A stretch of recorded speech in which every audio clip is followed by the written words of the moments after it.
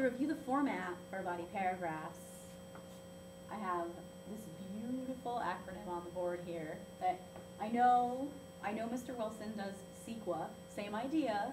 This is just a little bit different with exactly how I word it. So same kind of concept, just different words, I guess.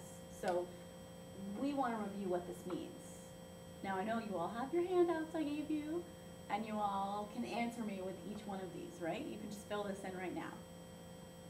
So if I let you fill them in, would you be able to do it? I hope so. So what's that T mean? What is it?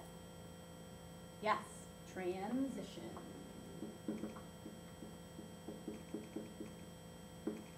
Now, let me just say that if you have forgotten your notes, if you've lost your notes, if you don't have the handouts from me that remind you about these things, then it's a smart idea to pause the video, grab a piece of paper, grab a writing utensil, and take the notes now, especially if you're someone who really struggles with creating body paragraphs that are complete.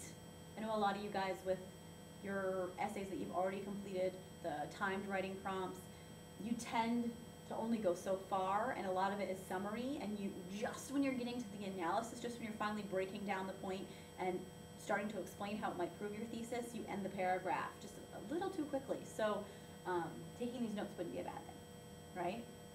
Awesome. So transition, and the I is, oh come on, you haven't forgotten. Introduce the idea, right? We're going to introduce the idea that we're about to write about. So for example, in my pre-writing video, if you've watched that one, we talked about my outline. I outlined my ideas, and one of my examples for the analysis of Into the Wild was independence versus dependence. So I'm going to transition from my introduction into my first body paragraph, right? I have to figure out how they connect, how I can make a bridge, and transitions is a whole separate video, so if you're uncertain about transitions, you can watch that video too. But then after I transition, my major task is to introduce this idea of independence versus dependence. So I'm going to need to make sure I spend a few sentences. I mean, it can be anywhere from 2 sometimes to 4 sentences really setting up the textual evidence that I'm about to use. I need to provide the reader of my essay with context for the quote that I'm about to utilize. So what you have to remember, this is how we write as, you know, analytical writers. We write in objective third person, and we write for an audience that potentially hasn't read, this audience that we have, they haven't read this book. So we want to make sure we're giving them enough, right? Not too much, and we can talk about that in a little bit, but enough background information, set up this idea of, you know, conflicting independence versus dependence. Then we have the cue, which is the easy one, right? That's the quote, right? The quote or the textual evidence that you're going to put in there. Page number included, right? MLA citations, just the number, not PG period or anything, just the number. So we have our quote surrounded by quotation marks and cited, and you introduced it. So you pretty much set it up so that when you pop it in, it doesn't come out of nowhere. It doesn't surprise the reader. The reader isn't confused by this random quote that just is in the middle of a paragraph. You've actually led the reader to it. You've made them ready and prepared to see the example, right? And you can even use, if you're starting out and you're really struggling, you can even use the words "for example." Boom, boom, boom, boom. Feel free to do that. And then you have your quote. And then the A, which is honestly the most important step in a literary analysis. Yes. Analyze. Exclamation points, right? Analyze the example and the point that you're making. Don't just say, here's the idea, I've summarized it for you, here's a quote that proves it. Well, that's all well and good, but this is not a literary summary, it's a literary analysis. So you actually then have to break down this example and answer the question, how does this prove my thesis? So if you know that on your papers I've written, dig deeper, analyze more, don't forget to analyze, anything like that, I want you to literally write somewhere on your draft of your essay that you're working on, or on your pre-writing, or whatever stage you're in with your essay at this point, write right on there, next to your body paragraph, somewhere, how does this prove my thesis? And really try to answer that question when you're done, when you think you've done transition, introduce, quote. When you get to the step, ask yourself, okay, I have this example, I've explained it, I have a quote, how does this prove my thesis? How does it actually show this point that I'm trying to make? And sometimes it takes a lot of thought to break it down, break through and figure out, how does it actually prove it, right? A literary analysis paper is not something that you just throw together last minute without thinking it through. I mean, really strong analysis papers are very insightful, and there's been a lot of time spent really thinking about the topics and the examples, and not leaving anything to the reader of your essay. Like, don't make your reader connect the dots. You have to connect the dots for them. Be very explicit. Explain in detail how it proves your thesis to be true. And we'll look at more examples. You can link to the examples that are on my website. They're just right under literary analysis examples. So we're going to analyze. A couple of questions that might come up for you when we're talking about this outline. Because remember, this is just more of like a guiding idea to help you have some structure that will make your body paragraph successful. And it's not like an end-all, be-all, gonna fit every scenario sort of, approach, but it does work most of the time, right? For most kids, most of the time, this works really well. But here are some questions. What if I use multiple quotes, right? That's what this one says. What if I use multiple quotes? Well, if you use multiple quotes, you can't necessarily put all your quotes, introduce all your quotes, and put all your quotes, and then analyze all your quotes. That would be very confusing for your readers. So you're pretty much going to have to do this, introduce the idea, use the quote, analyze. Introduce the idea, use the quote, analyze. Many times, if you're going to use multiple quotes in your body paragraph. But, you don't want to make it so robotic and so almost, procedural or systematic that it feels fragmented.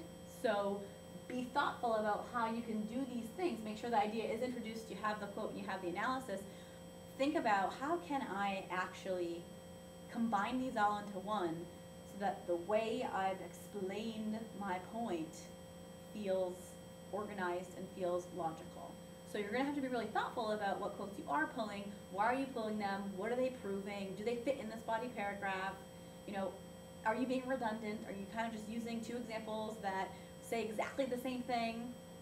And do you really need both? Because don't get me wrong, more textual evidence is a strong thing, but doing it just for the sake of doing it doesn't help your paper. So if you're going to be a more advanced writer and try to add multiple quotes into your paragraph, then you can do that. Just really consider, have I introduced whatever example, have I popped it in there, and have I analyzed it, and have I woven it in to that paragraph in a way that feels purposeful and it feels fluent, right? There's flow, goes from one idea to the next very easily, very fluently, right?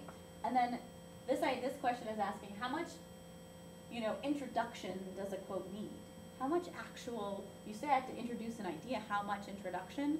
And I guess maybe I kind of answered that a little already, but you don't want to spend too much of your body paragraph summarizing. You want to spend most of your body paragraph analyzing.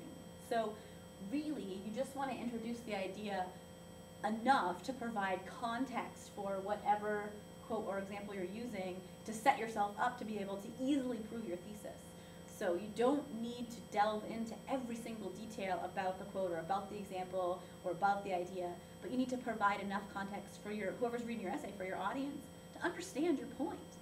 And if you're uncertain, when you write your first draft, have a peer, or when you hand it in to me for a revision or for conferencing, when we conference, ask that specific question. Have I provided too much background information? Have I introduced the idea too much? Does it feel unnecessary? Does it need to be in there? If it's not essential, take it out, right? Part of the revision process. And then the last question says, can I embed my quotes into my analysis? So, meaning, I think that I get this question sometimes, meaning, do I have to keep it in separate steps, like transition, introduce, quote, analysis, transition, introduce, quote, analysis? You don't have to. Like I said before, this is just providing some structure for you. I mean, if you were gonna build a house, if you've never built a house before, you probably would want a blueprint to figure out, well, how can I successfully build a house? But that one blueprint that somebody gives you isn't going to be the only way you can build a house. It's just an option for you to successfully build a house. So this is the same idea. This is an option for you to successfully build a body paragraph. But if you want to actually embed quotes into the analysis, almost the body paragraph as a whole, you're introducing this idea, and after you transition and introduce your idea, you then spend the time, almost, weaving the analysis and the quotes into each other as you go through. That's pretty advanced writing. If you can do that, that's amazing. But some kids get caught up in the quotes and in the examples that they struggle to then analyze them. So my caution would be, if you're going to do this, if you're going to really embed it all together, just make sure you're spending the time, you're having the patience it takes to actually analyze all of your examples, and you're having the mindfulness to organize those ideas in a way that feels good to your audience, right? You're leading them, you're guiding them to this idea, to this thesis, right? You said I'm going to prove this to be true. Let me show you how. Let me show you how this is true, is essentially what you're doing through your essay. So just make sure they're not getting lost, right? You're their tour guide through this book, essentially, through this viewpoint on this book, and make sure they don't get lost. So I hope that helps a little bit with the structure of it. I know that what's even more helpful is to do an example together. So let me pull up a Word document, and together we can go through creating a body paragraph, and then maybe even looking at another one that's already written and see how might we fix it. Does it follow proper structure? Does it flow?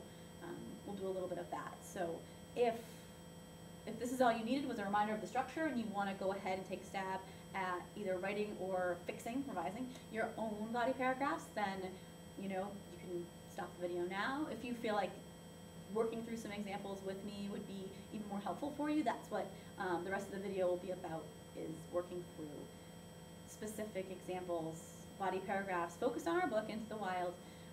So hopefully that'll be helpful for you. So keep watching.